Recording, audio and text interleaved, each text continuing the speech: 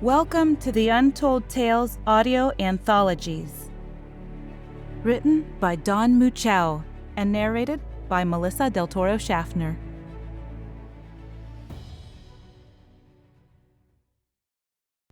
The Rememberers.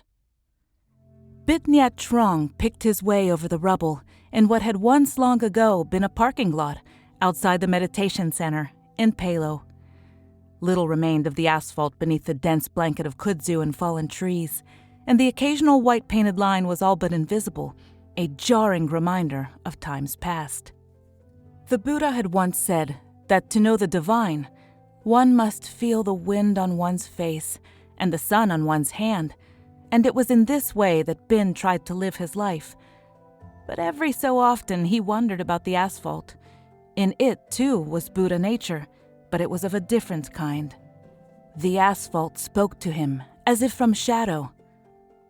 "I am the paths no longer taken," it said, "but I am part of you as much as the flowers, the sun, and the sky." As he lifted his robes to climb over the last of a handful of prickly branches from a dead bois d'arc, he observed a squirrel picking hungrily at the rubbery green fruit. It must have fallen recently, he thought. The wood will still be green. That meant it was useful for making bows that could be traded to nearby villages. The squirrel chattered angrily as Bin came closer. "It's okay, little fellow," said Bin, smiling. "I'm not going to take your food. In fact..." Bin reached into his satchel and withdrew a handful of sunflower seeds. "I have a treat for you, much better than all that latex."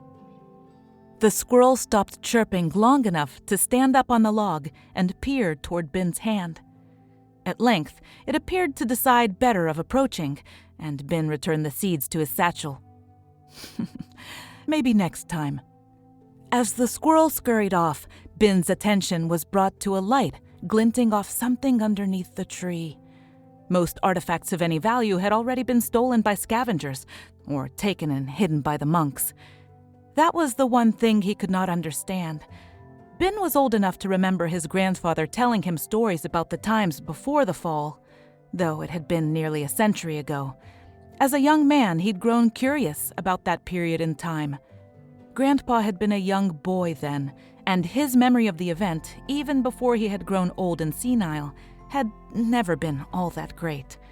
To Bin, it was a time shrouded in mystery. Bin reached down to a spot just below where the squirrel had stood. Lodged nearly under the tree lay a small oblong object with press buttons. Grandpa would have known what it was, but Bin did not, so he put it in his satchel and forgot about it until dinner. The monks at the meditation center ate in thoughtful silence until sunset. It was a quiet September evening. The air was balmy and slightly humid, and if one attended, one could feel the first whispers of winter. The thought made Bin shudder slightly as Master Kai approached. "You took longer than usual returning from foraging today," said Kai as he took a seat on the concrete floor next to Bin. "I was exploring," said Bin, and feeding Chucky, but he would have none of it. It seems last week's rainstorm destroyed his home. He was picking at rubber oranges when I met him. Bin reached into his satchel and removed the artifact. "But," he added, "Chucky discovered this." Kai's expression grew sour. "Put that away," he said. "It is a blasphemy, and if you don't, I will." Bin put the artifact back into his satchel. "Why is it a blasphemy?" he asked. "I don't want to talk about it," said Kai. "I will not talk about it. Do not show it to the others." "Why?" Kai sighed. "You are going to force me to talk about it," he said. "Very well. It is, as you have probably guessed, an artifact from before the fall. Such things tempt men to recreate what can never be allowed." "Why are the artifacts not allowed?" asked Bin. "I mean, it's a piece of plastic with some metal inside it. It's probably 100 years old. from what we know of the scavengers, absolutely worthless to them as a trade item. Besides, does it not embody its own Buddha nature? It is more powerful than that, said Kai. It is a symbol of a man's former boldness. We survive by living humble lives, by healing what was broken, by making right what was wrong. After that, Kai spoke no further of the matter. The next week, Bin set out along his usual path toward the distant forest, looking for blackberries, muscadines, acorns, and the occasional pecan. Many of the older trees no longer produced fruit, and some of them were prone to toppling without notice, as their dead roots released the earth after floods and high winds. The weather was still mild, so he ventured a bit further into the woods. At length, he came upon a group of 4 people, 3 men and a woman, who had gathered at the edge of a small creek and were talking. 2 of them stood up as he approached. One raised a weapon, a primitive bow and arrow he recognized as being of the type that monks traded to scavengers. "I'm sorry," said Bin. "I didn't see you. I didn't mean to interrupt." One of the men motioned for the other to lower his weapon. "It's all right," he said. "This guy made your bow. He lives in the compound about 4 miles from here, up the hillside." "Oh," said the first man, as he lowered his weapon. "Sorry." "I've been gathering muscadines," said Bin, reaching into his satchel. "I'm happy to share." "What else you got there, buddy?" asked the bowman. With the satchel still open, Bin reached in with his other hand and withdrew his artifact. "I don't know," he said, eating one of the muscadines. "Perhaps you can tell me." The bowman's eyes grew larger as he leaned forward and looked until he saw the item, and relaxed. "It ain't nothing," he said to the other man. "Just a TV remote." "What's a TV?" Bin asked. "Boy, you don't get around, do you?" said the second man. "Used to watch the news on 'em when I was a little boy. It was maybe 50 years ago before they shot the satellites out of the sky." "Who shot the satellites?" asked Bin. "Why?" "Nobody knows," said the woman, as she stepped forward from behind one of the men. "One day, communications just went dark. For a while, people hoarded power sources and kept a little bit of the old net alive, but it didn't last. They hunted us down and attacked the power stations. Then it was truly dark." "But why?" asked Bin. "Who would do such a thing?" The bowman shrugged. "Answer that, and you have the answer to everything." After a few bits of small talk, the 4 strangers disappeared back into the forest, and Bin continued foraging. That night at dinner, the normally self-possessed Kai became almost apoplectic when he heard Bin's story. Only he wasn't angry at Bin for the encounter, but for what he had asked the strangers. Once he had regained his composure, he said simply, "There are some things better left unknown." Bin sat thinking for some time, then finally said, "Is it not tempting curiosity to render some things forbidden?" "Nevertheless," Kai said, "they are forbidden. You are too young to remember, but there was a time when possessing such things was a death sentence." "That makes no sense at all," Bin replied. "Why would any human being execute another for the possession of a technological artifact?" Kai's eyes narrowed. "I did not say," he said, "that the executioners were human." Several weeks passed before Bin grew brave enough to mention the artifact to anyone else. In his spare time, he wandered farther and farther from the meditation center and met more people. One day, after being gone for longer than usual, Bin decided to spend the night awake, staring at the sky. His mind was full of questions, and he could not sleep anyway. Somewhere around 3 a.m, he was drifting off when his old master approached, treading so softly in the dewy grass that his passage was almost silent. "May I sit down?" Kai asked. Bin exclaimed. Kai sat down on the grass. "The mind cannot attend well to matters when it has not rested," he said. "What troubles you, my friend?" "The usual," Bin replied. "I don't want to trouble you with it." "It is no trouble to me," said Kai. "It is a danger to us all." "So I've heard." "I want to tell you something," Kai said, "and I want you to listen." "I'm listening," said Bin. "My time on this earth is coming to an end," said Kai. "And before it does, I want to tell you why I am so concerned for your safety. For 60 years, the monks at the meditation center have been gathering and preserving artifacts of the technological age." "What?" exclaimed Bin. "It may surprise you that we are not Luddites, but you must also know that there are practical reasons that we gather and preserve. Foremost among them is that it is a man's habit to destroy himself with his own discoveries. Just look at the marauders who race up and down the roads 10 miles from here. They have left us alone because we are no threat. But give just one of them gasoline or a functioning radio, and they will kill each other to take possession of it." Bin nodded. "I understand." "No," said Kai, "you don't. Only a lifetime ago, man possessed knowledge of the truths behind existence. The last great vault of wisdom was opened, and he arrogated unto himself the role once reserved for gods. Creation." Bin sat up slightly and felt less asleep than before. "I don't get it. That would seem like a marvelous thing." "It was, at first," said Kai. "But such things do not sit well in the hands of amateurs.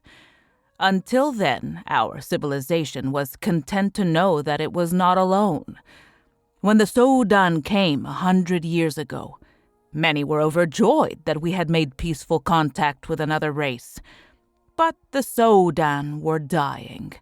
They could not save us from what we were doing to ourselves." "Which was what?" Bin asked. "Our civilization discovered only 2 things the Sodan had not. The first was a sustainable interstellar space drive, created by a man named Stephen Mitchell. The second discovery was a corollary to the first, the ability to create bubble universes from vacuum energy." Bin leaned back and wrapped his arms around his knees. "Why did I not know of this before?" he asked. "I always thought of you as just a cranky old man who hated technology. But listen to you. You talk like a professor." "I was a professor," said Kai. "A long time ago. But that time is past. And none of it matters if the seeds of wisdom do not flourish in subsequent generations. I have regretted," he said, looking up toward the stars, "not telling you earlier about why I have kept it all a secret from everyone." Bin stared blankly forward into the middle distance. "You're afraid we're going to blow it all up again, aren't you?" he finally said. "Aren't you?" Kai sighed. "Not at all. I'm afraid we will succeed, that civilization will rise again, and that once more, man will stand on the precipice of such progress." "Are you afraid of what we'll see if we do?" Bin asked. "No," said Kai.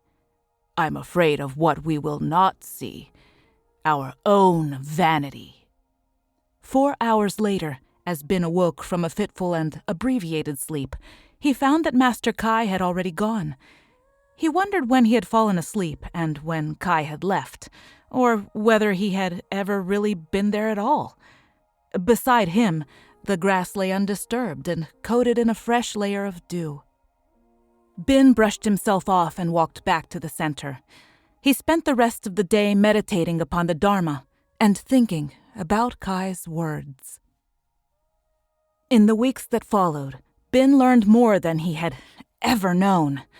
Professor Kai Lipching Kunanasorn had graduated from the Imperial College in London with dual doctorates in cultural anthropology and xenolinguistics. As a young man, he had been a consultant to a famous computer company that had made the first translation of Udinese, allowing Earth to establish communications with its new neighbors. The same company had also built and distributed nearly a dozen massive quantum networks that, for a while, were responsible for operations control over the tightening food supply. Kai was barely 20 years old then, but was beyond brilliant. It made Bin sad to know that just as the man was ascending to greatness, the very foundations of global civilization were crumbling, never to return. It occurred to Bin that Kai should feel bitter to have it all taken away. But Kai did not seem to feel that way. He was happy to know and to know that he knew. He did not feel compelled to apply what he had learned beyond the moment's need. Excess knowledge, he had said, creates a need to apply it to things. But some things just didn't need improving. Grass, flowers, a spring breeze.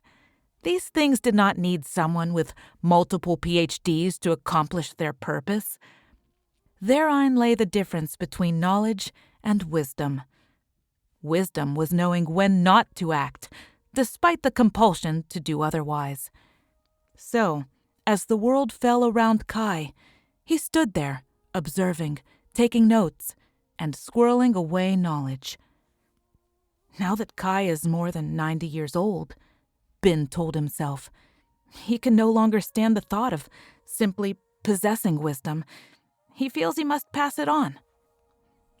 It was thus to Bin's surprise that one morning in mid-October, Kai sidled up to him at lunch and said, "I think you should go out and see the world. Get your own answers. Then you will understand."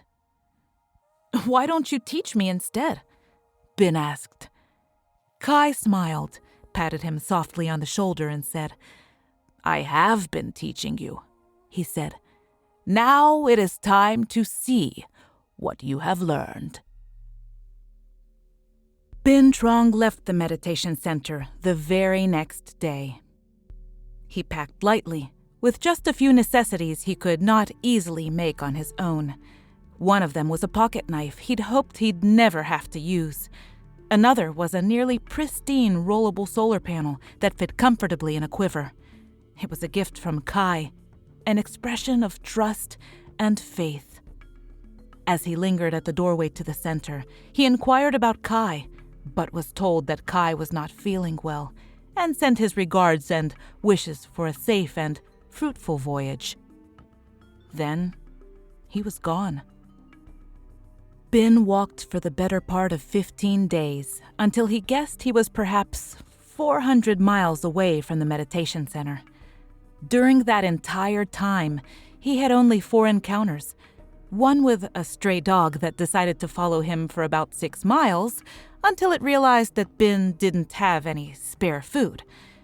2 more were with ragged-looking travelers bent on their own journeys, and the last had been a sick and poorly equipped brigand who might have felled Bin on a luckier day.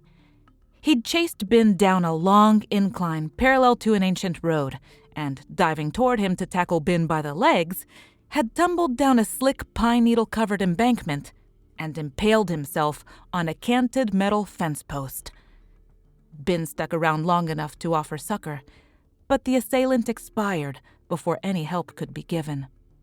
After that, Bin kept away from the old road and followed the creeks when he could, hoping to replenish water where it flowed over the rocks.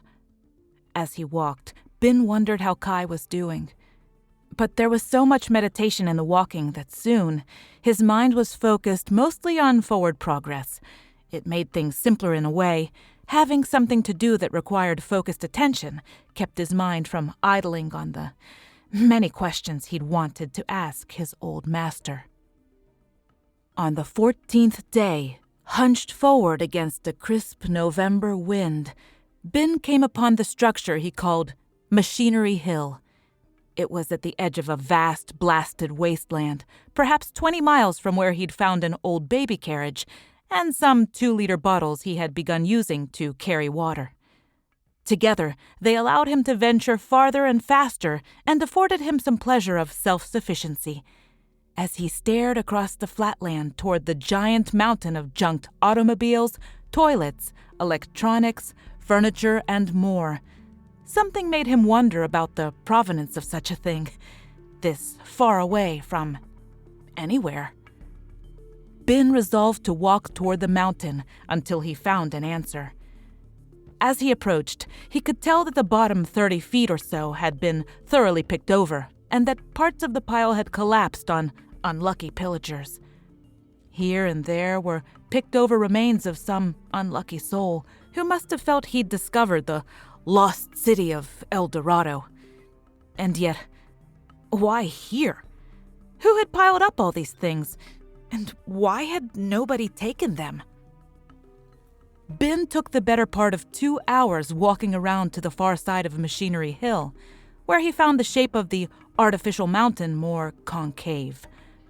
Here, someone had discarded banners and placards emblazoned with angry slogans decrying the unwelcome presence of aliens on Earth. The signs were written in Udinese. The widely spoken tongue had become the de facto language of commerce on Earth nearly a century ago. The formations were archaic but recognizable, and very certainly not the form of simplified Udinese that humans spoke, which was filled with false cognates and slang. Bin continued walking, just to get an idea of how big the mountain of tech was. By his best guess, it was perhaps 400 feet tall and maybe 3/4 of a mile wide. As he rounded the northern corner of the pile, he heard a crackling noise coming from beneath. He gingerly made his way toward the sound, stepping around and over as much of the pile as he could, to not start an avalanche. "Do you read?" said a female voice. CQ, anyone on this channel? Come in!" Bin bounded over a couple of discarded chairs to reach the small device, about the size of a sandwich, that sat at the edge of a broken table. He grabbed it and began pressing buttons. Hello?" he said, wondering if anyone heard. "This is Bin Trung, from the Buddhist Meditation Center in Palo. I'm not sure where it is that I am now. Who is this?" "Oh, thank God," said the voice. "I found an old radio and wanted to see if it was Moments later, a blazing purplish-blue bolt ripped a hole in the sky as it descended toward a location perhaps 3 miles from where Bin stood. As it touched the ground, a wall of dust expanded from its location in all directions. Bin covered his mouth with an old handkerchief he'd found and waited for the wind to subside. He fumbled for the radio as he tasted ozone and climbed out of the pile of machinery to find cover. He had made it perhaps a mile to the edge of a rock overhang at the base of a mesa dotted with scrub oak and mesquite when the second bolt hit Machinery Hill. This time, it sliced through the upper third of the mountain, which collapsed in a deafening rumble onto the remaining 2/3 below it. It was late December when Bin returned to the meditation center, but try as he might, he could not make himself use the radio again. He was uncertain how it worked, and how it managed to work so many decades later. Perhaps Kai would know. He also wondered about the woman who'd been on the other end of the conversation. Had she seen the blinding ray from the sky? He felt like a coward for wanting to help her, but not doing anything about it. Yet in the back of his mind, he was even more worried about Kai. Powerful forces were afoot out there, and Kai knew something about them. Bin felt he had to get back to Kai for one last visit, to ask him, to tell him everything he knew, and hadn't yet shared. This time, when Bin approached the small pond at the rear of the meditation center, he saw it with new eyes. Carefully laid mechanisms took collected rainwater from barrels and fed it through a series of natural cooling channels, allowing it to flow through guided channels in the sandy garden that provided food for the monks, who in turn attended to the rivulet to see that it remained healthy. "I've been waiting for you," Kai said, without turning as he sat cross-legged at the edge of the little artificial creek. "Master Kai," replied a humbled and embarrassed Bin. "You were right, and I've been acting a fool." Then he saw what might be the beginnings of a smile at the edges of the old man's mouth. "Of course I was right." Kai chuckled, but the chuckle unfolded into a rather disorderly cough that Kai struggled to rein in. "We saw it," he said, clearing his throat. "From 400 miles away. We saw it." "What was it?" asked Bin. "Badrin liquefiers," Kai rasped as he gestured to one side. "I need something to drink." Bin darted toward the kitchen and returned momentarily with a small clay bowl that held cool water. Kai drank very slowly. When he was finished, he continued where he left off. "You were lucky. They take time to power up, so they're only good for one shot." "Even luckier, in fact. On most civilizations, the Elmen use the star cannons."